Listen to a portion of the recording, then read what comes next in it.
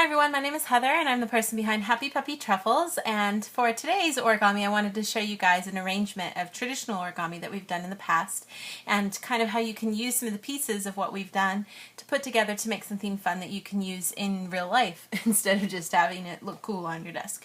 And I thought I'd show you guys how to make this Lazy Susan, but with an extra attachment in the middle so that you get an extra kind of more defined section of space for stuff. And this size, you know, works really good for your desktop. You could put little different things in here, little paper clips and stuff. For crafts, you could put lots of stuff in here. It also works really great for like a table setting. You could have little candies or nuts in the sides. And I've already made the Lazy Susan, and I used really sturdy paper. I used the paper that you use for scrapbooking. It's I don't know if I'm pronouncing it right, basil or basil, I'm not sure how you say it, but it was a pack of paper I bought at Costco with a whole bunch of paper in there, really pretty stuff. And their paper is typically 30 by 30 centimeters, so that's how big my main base here is. And you can go ahead and check out the video if you need to be refreshed of how to make this particular model. Now, it is a little tricky because you're using thicker paper, and so I'd recommend using like the edge of your scissors or a ruler to really get a good crease so that you can try to really secure things. Now, when you get this finished part, I always kind of felt like this inner part just wasn't very attractive. Sometimes it looks good, sometimes it doesn't. So I thought, why not just stick a box in there? And so with a little bit of trial and error, you can figure out which size box will fit in there actually. And what I found is that the best size works from this if you use one that is 17 by 17 centimeters.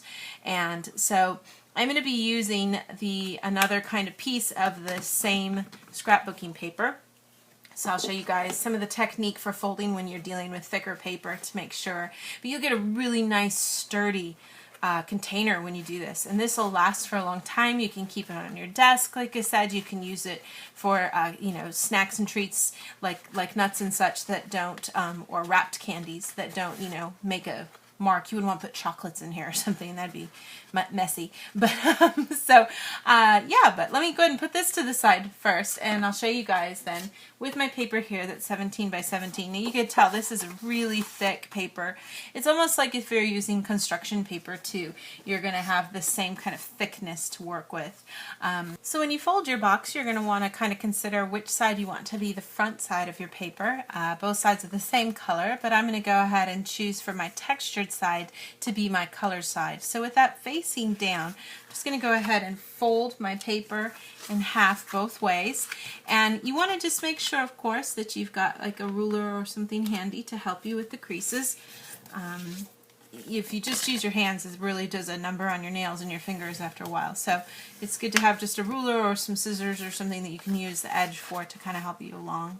I'm just going to go ahead and first mark here where the center is for everything. And then go ahead and fold each of the four corners into the center.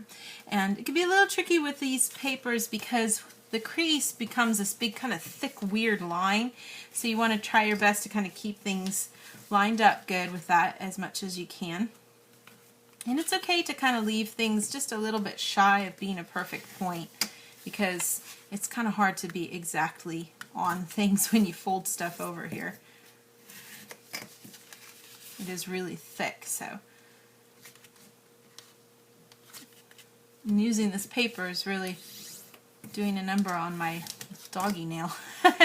So you get it all four folds into the center, and then I'm going to just take one of these sides and fold it towards this center part here. And this can be a little tricky, so with normal paper usually you can make it, but if you're having some trouble, you can go ahead and try to first fold this back just a little bit and then roll up so that you can get to a point where you're matching there in the center. And then just try your best to smoosh everything down. This is a tough crease because it's a lot of thickness of paper there, of course. And then I'm going to do the same thing on this side too.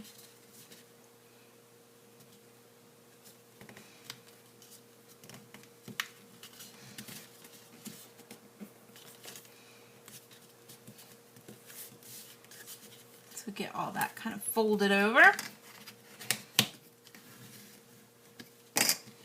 Then go ahead and open everything up from those sides. You should have a series of nice kind of vertical creases there.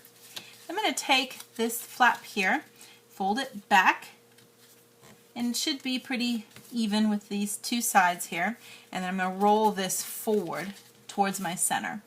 You want to try to get that, of course, as close to the center as you can. And these edges should fall pretty close to where that crease is here on the side.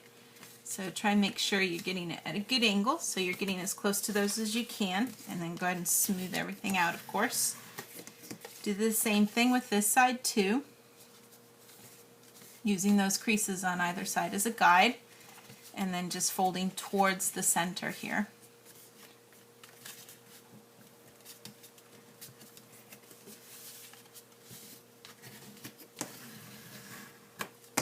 And then you should be able to collapse this into your box. You're just going to be using these diagonal creases and then use the other creases that are already there to help push this all down. And this top part is a little tricky because there's a lot of paper under there and that crease is not going to be quite thick enough to compensate for that, so you'll probably need to round it out a little bit more as you do this. And then this side too. Make sure you get that all snug in there. Now this is a point of preference for you guys. If you want, you can use a bit of glue on each of these little points down here. If you're using this, you know, trying to make this box for a long-term kind of purpose thing, you can go ahead and do that by just kind of basically opening everything up again here. Let's see if I can get it to open up again. And then just put a little bit of glue just on the four corners of everything. Can't get this other side to open up. Sorry guys. Here.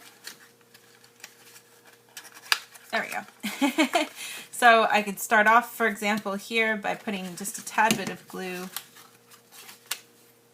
Open it up and just get it over on this side and over on this side. And get that part to lay flat in the middle.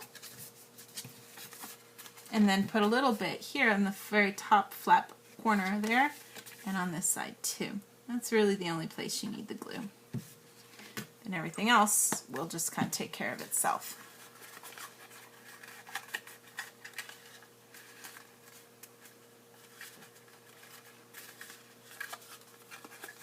This just creates a nice, like, long-term finished piece then that you don't need to worry about because it'll hold its shape really good. And this particular scrapbooking paper, like I said, is pretty hard to work with, but the end result is such a nice sturdy shape that you can have this last for a really long time. So I got my little finished box, and if you have that Lazy Susan that you made with the 30 by 30 centimeter, you'll notice that this just slides right nice into that center area. Then you get these pockets that keep their shape nice, and it kind of eliminates some of the strange kind of randomness, I think, of this interior space. Sometimes I don't think that looks very cool. I like it a little cleaner like this. So, but that should give you kind of a cool little container that I said, like, you can use for your desk. You can use it to kind of maintain you know, paper clips and such, or you can use it for crafts, or you can use it for snacks. Lots of different purposes for it. So kind of a fun way if you like to keep mints on your desk or something like that. Can be a kind of a neat way to do that.